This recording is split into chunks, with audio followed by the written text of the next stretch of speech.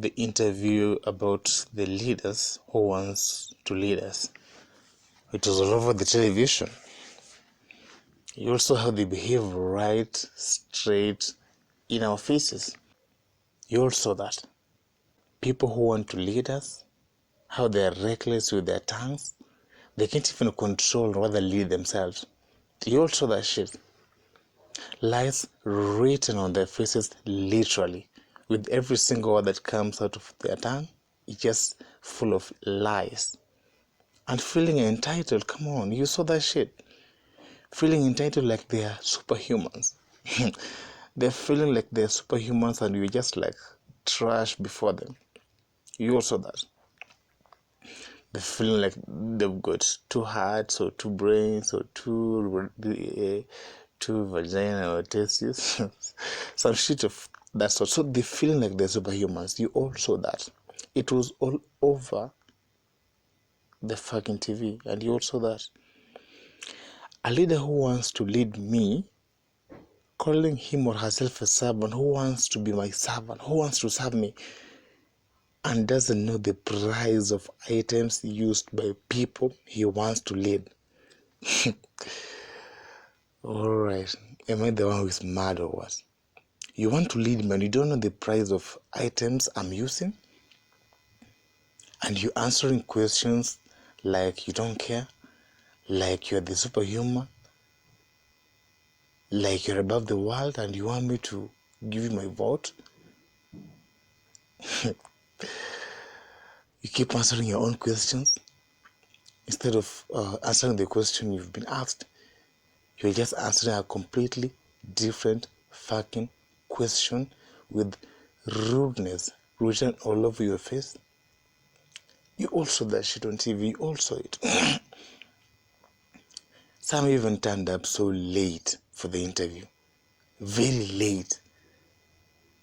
One sign of a very poor, silly ass leader is one who turns up late for an interview. Imagine such an occasion. I mean, it just doesn't fucking make sense to me. Such an occasion, a person who wants to lead us turns up late, then acts like everything's just okay. Really? They still feel like they still have got all the time within their reach, so they just doing things the way they want at their own time. Without even, it's like there are no repercussions at all. Sad enough, every political aspirant's manifesto or promises are about the things they've kept telling us for decades now. It's become like a lullaby and they're all predictable. They're all about roads, sewages, water, jobs, education. Kenyans, we are in the 21st motherfucking century. Should you really still be focusing on this very old school way of thinking? Things that should have been done long ago by the predecessors. They are the same thing you're still talking about right now. Things that should have been fixed by the people who took lead those years. But since everybody in Kenya is focused on stealing, we're still talking about such things. Handouts to single mothers. In Kenya right now, there's a bulk of single mothers. That's why political aspirants use that as an advantage or an avenue to get votes. And we're still feeling like it's just okay for such people to speak of such things in such a comfortable way. Instead of solving the problem, they are dealing with the symptoms. And we are leaving the problems intact, not touching the problem, but we're busy focusing on the symptoms. For those who don't fucking know, let me give you one secret. Kenya's got the most fertile land with most quality produce. Talk of tea, Kenya has it. Talk of coffee, Kenya. Talk of anything you could ever think of, Kenya. It's like everything in one roof. That's Kenya. Kenya's on top of everything. In short, Kenya is like produces everything and anything anyone could ever want to use anywhere in the world. Speak of short and long races.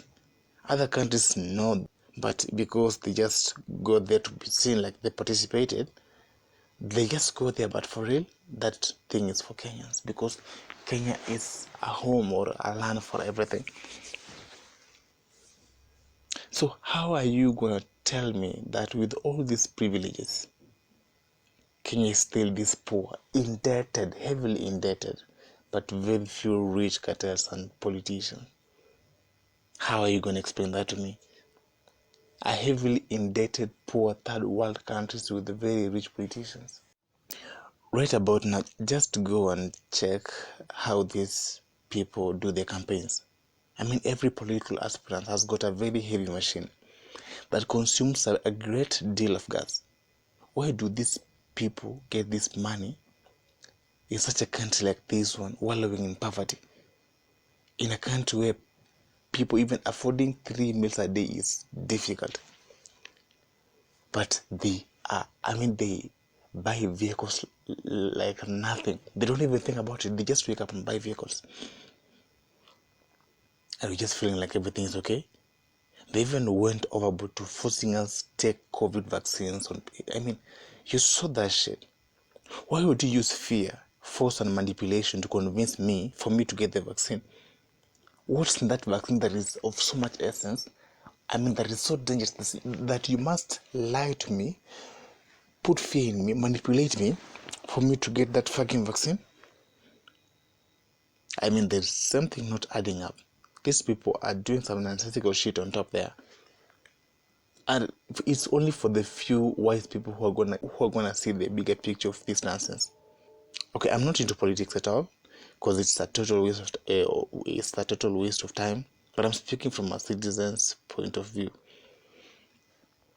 Politicians strictly or specifically in Kenya don't fucking care about no one but their interest. See, okay, look at this meme here. This is a fisherman chilling, alright, fishing. But the kids are only focused on their interest, like dad is trying to get us food. You see, so it's all about their interest. The same thing is this. The same thing or the same case is with the fish family. Fingerlings are also about the interest that dad is trying to get us what? Food. So everything is about the interest. Every politician, none of these politicians care about the normal citizen. They don't fucking care, especially in Kenya. It's all about the interest. This is not a politician. There's no day a politician will ever make sense to you. Once you see that in a good way, once you make that sink deep into your head, no fucking politician will ever make sense to you or to citizens in a particular motherfucking country. Those people are greedy as fuck.